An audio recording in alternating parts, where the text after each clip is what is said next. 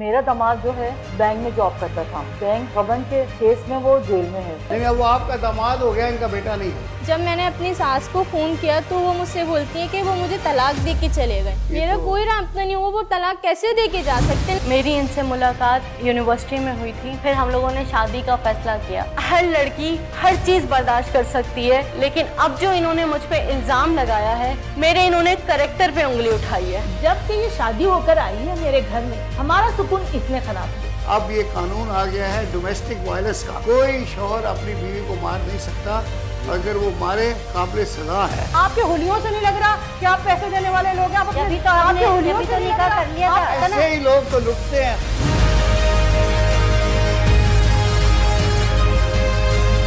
मुझे इंसाफ दो। ईद के पहले दिन रात 9 बजे ख्वाजा नवीद की अदालत। ईद कुर्बान खुशी का सामा।